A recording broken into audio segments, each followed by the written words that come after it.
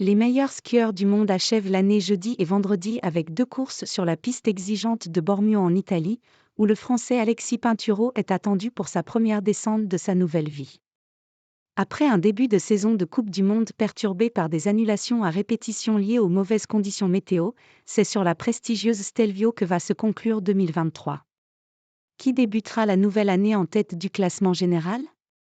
Après 2 saisons à écraser la concurrence, le génie suisse du ski Marco Odermatt doit compter cet hiver avec l'Autrichien Marco Schwarz, qui s'aligne sur toutes les courses au programme pour jouer le gros globe. La semaine dernière à Madonna di Campiglio, Schwarz a remporté le slalom nocturne et les 100 points qui vont avec, lui permettant d'arriver à Bormio avec 8 petites unités d'avance sur son rival suisse. Marco Schwarz est régulier dans plusieurs disciplines et c'est ce qui fait sa force à l'heure actuelle, analysait à Val d'Isère début décembre Pinturo.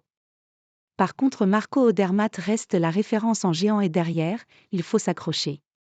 Avec une descente jeudi et un Super G vendredi au programme à Bormio, le duel des Marco devrait plutôt tourner en faveur d'Odermatt, qui engrange quasiment toujours plus de points que Schwarz dans ces disciplines. Mais l'Autrichien a montré cette saison qu'il était lui aussi capable de faire des top 10 en vitesse, avec une 9e place sur la descente de Val Gardena à mi-décembre, à seulement 3 centièmes d'Odermatt, champion du monde de la spécialité qui n'a encore jamais gagné de descente en Coupe du Monde. À Bormio en 2021, le Suisse avait fini 2e de la descente.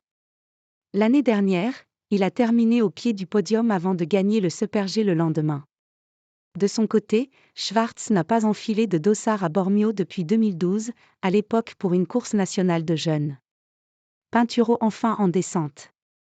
Autre attraction jeudi dans la station italienne, Pinturo s'alignera sur sa première descente de l'hiver.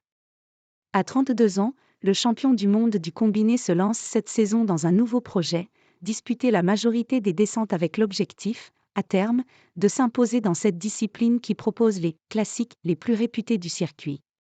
S'il a déjà disputé 9 descentes de Coupe du Monde, principalement pour prendre des repères en Super G, ses vrais débuts sur la spécialité ont dû être repoussés cette saison.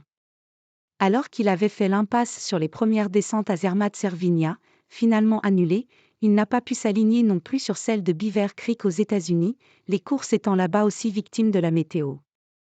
Il y a 10 jours, il a également préféré renoncer aux descentes de Val Gardena en Italie faute d'avoir pu s'entraîner suffisamment sur une piste qu'il ne connaissait pas.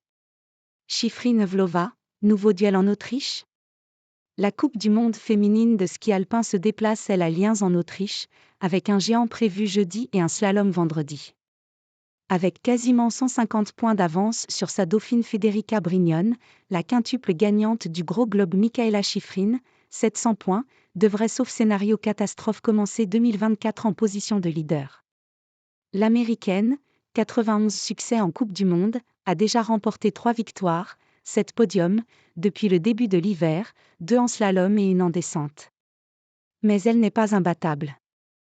En slalom, Shiffrin doit composer avec une Petra Vlhova en grande forme, qu'il a déjà battue 2 fois sur les piquets cet hiver.